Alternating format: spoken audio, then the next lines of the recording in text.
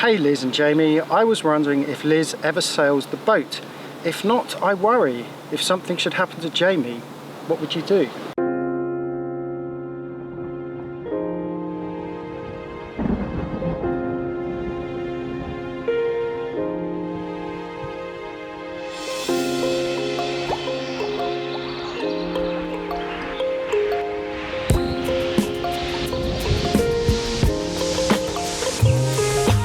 On our passage here to Koh Phayam, we dropped the hook on the way in a fantastic anchorage just to the east of Koh Phayam and a few other little islands within an estuary. Fringed with pristine mangroves rising to uninterrupted rainforest in the hills, it was a really sheltered bay, but not only that, it was the most tranquil and one of the most beautiful places we've ever anchored.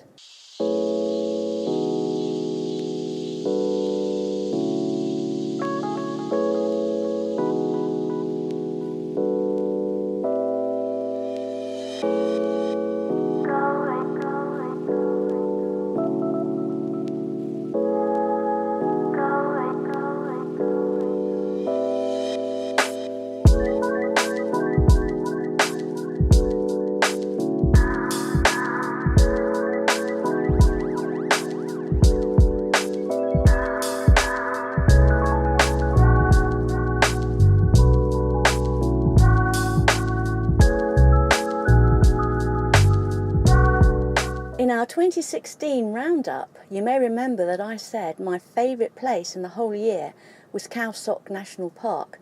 Well, that is just east of the estuary where we anchored. We went there in April with our friend Katie Barker.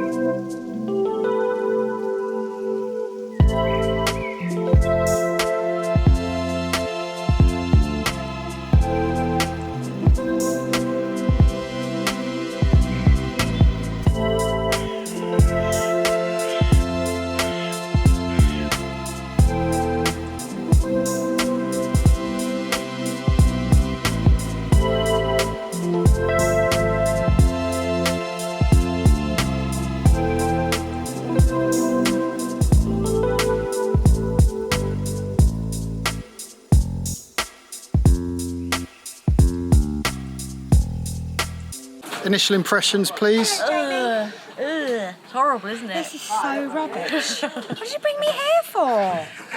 Here's Nick, a volunteer with Andaman Discoveries, to tell us a little bit about how they're helping the local community and to give us a little bit more information about this fantastic area. Our company started after the tsunami. It basically began as a post-tsunami recovery organization and then slowly developed into a community-based tourism organization where we help to provide responsible and ethical tour options to people looking to visit the lake. Okay, and just to explain, the lake was formed by man. Correct, with yes. a dam. Yes. And there were people living in that area beforehand. Correct. And it's those families mainly who you're helping? Both the community of people who were displaced by the creation of the dam and then also people who had been living nearby who were also affected. Not only displaced directly about 500 families, but changed the lives of all the people that were living in the surrounding areas by eliminating that natural water flow. And obviously, with the huge influx of development, caused massive cultural changes as well. Where we step in is not only providing employment that gives people a fair wage, but also allows them to have a way of making money that still preserves parts of their lifestyle that were there before the lake was there. Yeah, so you know that when you're buying a tour through Andaman Tours, it's all going to the locals and that they are earning a living wage and able to feed and educate their families. Yeah, I would say it's correct, yeah. So we try to help people form grassroots tourism operations. They're little groups of floating bungalows. This is what you stay on when you go into the lake, and they're dotted around. There are only a few of them, and you don't really see other people. You just see the people that might be in your little community of bungalows. I think there were 9 where we stayed, but it was very small, and it seemed to be run by a family, and the children were there, and the whole family was part of the setup. I guess that's what it's like throughout the lake, is that right? Well, unfortunately, there are other parts that are closer to the dam that have become more developed and have kind of shifted to a more business-first approach. We help to support people who are still trying to have the operations family-run. And give you an authentic Thai experience, which is really what it is, isn't it? It really is. Jamie, what sticks in your memory about our trip to Khao Sok? Well, I think the one that really stands out are the diamond caves, which we visited on our way into the lake. And my abiding memory of those was it was hot and humid, really sweaty. It was dripping off the ceiling, wasn't it? Yeah. That humidity, could barely breathe, but it was really impressive. It was spectacular. And I've never seen stalagmites and stalactites like it. It was like a cathedral.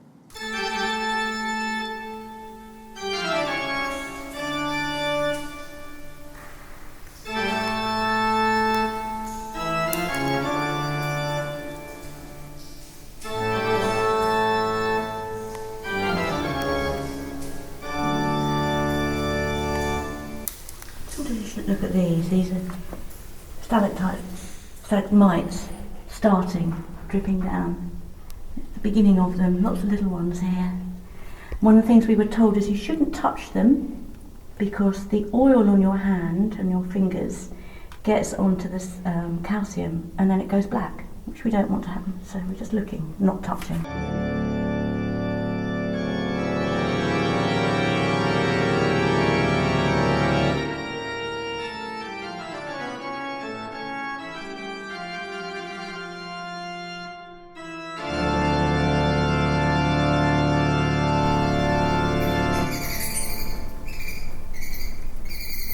According to the blurb, Khao Sok National Park is Thailand's largest virgin forest and is older and more diverse than the Amazon jungle.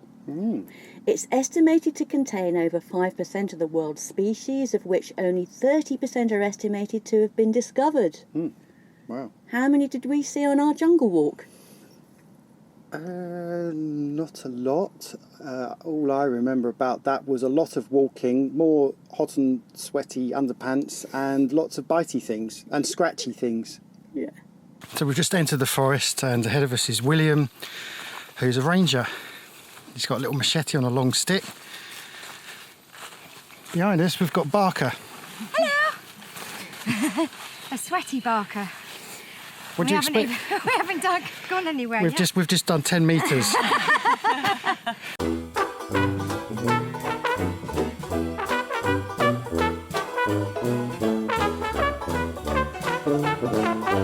How's your walking stick, Katie? It's doing the trick, I think. I think it will help a lot.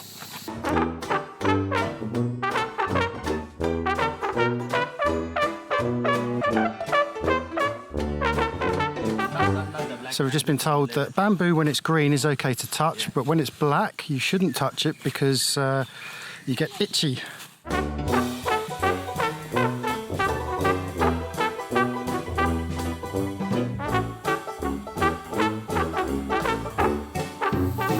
How are you finding it? Great. I was going to say, the really great thing about it is I'm not sweating at all, and it's actually quite cool. I'm really surprised.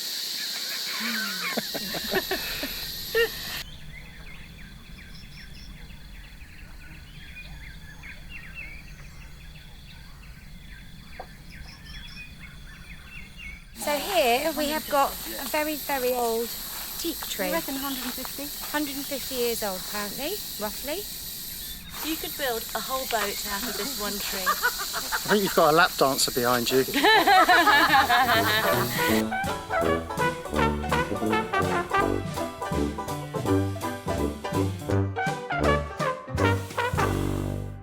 I think the swim afterwards was the highlight for me.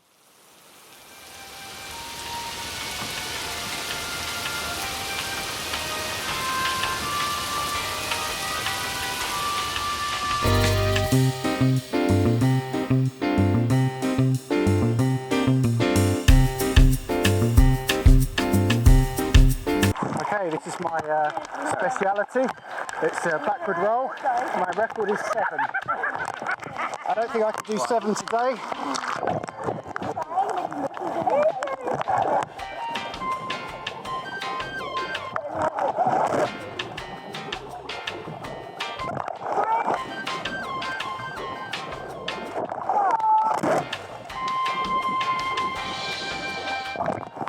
It was only 4 today, I'm sorry about that.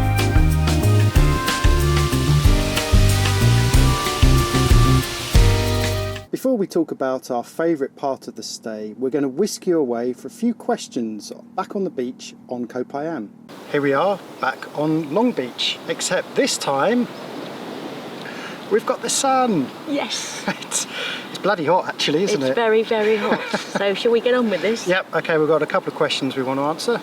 Okay, first one then is Barry Duckworth on YouTube, who says, "It looks like you run your staysail sheet right through the mast pulpit. Does this cause any problems at all? I would think that the position of the clew would change quite a bit between upwind and downwind. Perhaps with the staysail this isn't that big of a deal, since the foot is much shorter."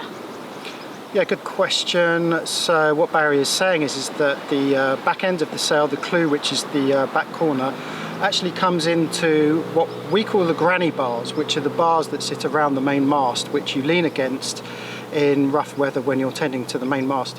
So really, to be honest, Barry, most of the sailing we do with the staysail is upwind. It's very rare that we use that staysail when we're going downwind. We might tinker with it when we're playing around with light to medium winds. Of course, in very heavy weather, we might use it instead of the head sail. But most of the time it's upwind, and it's never really a problem, is it? The staysail is deceivingly quite short as well, so actually the clew sort of stops just by the granny bars. If we have to let it out, if we're running downwind, it falls outside of the granny bars, so it's not really a problem. Okay, Liz, another one from YouTube, and this is from Crimson Dragon, and they ask, "Hey Liz and Jamie, I was wondering if Liz ever sails the boat. If not, I worry. If something should happen to Jamie, what would you do?" If something happened to Jamie, I would panic. To be honest with you, I've never sailed Esper on my own unless Jamie's been on board. You've been down below, and I do sail her. Obviously, we've done a lot of sailing from Turkey to Thailand, thousands upon thousands of miles, and all of that pretty much just the two of us. So for quite a lot of the time, I am sailing the boat on my own. I take watches through the day and through the night, day after day, week after week. So I feel quite confident about sailing the boat. It's not something I ever panic about. But there's always a first time, so doing it on my own, I feel pretty confident that I would manage. I would say I'd manage. What do you think? No, I agree. I mean, I have complete confidence in Liz. I feel very comfortable when I'm sailing with Liz. The only difference really is that I have spent quite a bit of time actually sailing on my own as a solo sailor. Liz has never been in that situation before, but were it to happen, I know for a fact that Liz would cope perfectly. She knows how to turn the engine on, how to put the sails out, how to put them away, So, yeah, how to set them. Yeah, so when I go to bed at night, and especially in rough seas as well, I'm quite happy with Liz being on the helm. So she knows what she's doing. Most of the time. So what do you think is the experience that we'll remember most? I think the morning and the evening long-tail rides into the jungle were really quite unique. Yeah. Never experienced anything like that before. And in the mornings we would catch glimpses of various wildlife, but I think it was the sounds more than anything. Incredible. The sound of the rainforest waking up with that mist rising very slowly off the water and up into the mountains. Yeah, totally agree.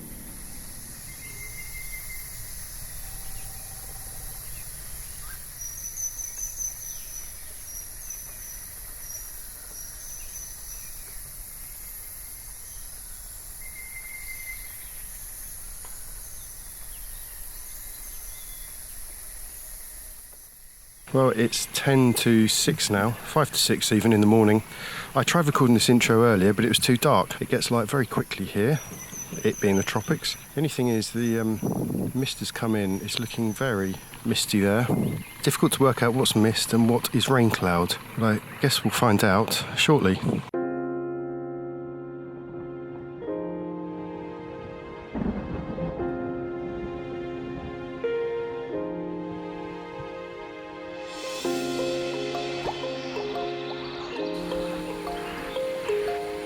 So we're stopped off right in the corner of one of these little, what do you call them? Not even a tributary really, is it? It's just a creek, yeah. It's nice and cool in the shade. Lovely. And up on the top, all the way up there, are beehives. And if anyone wants to climb that tree to get the honey, they're welcome to.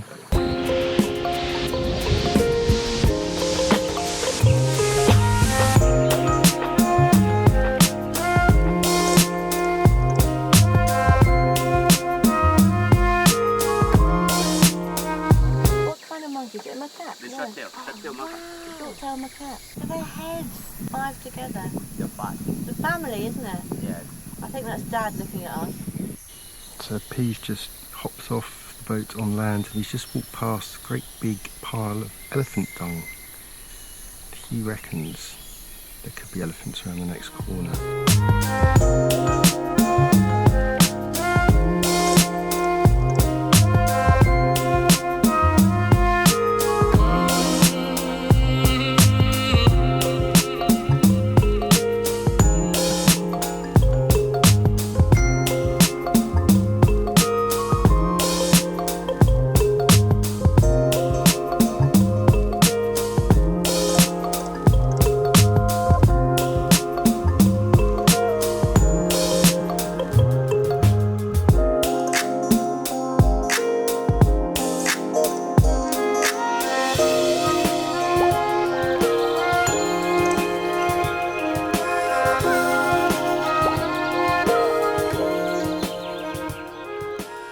And the best sound of all?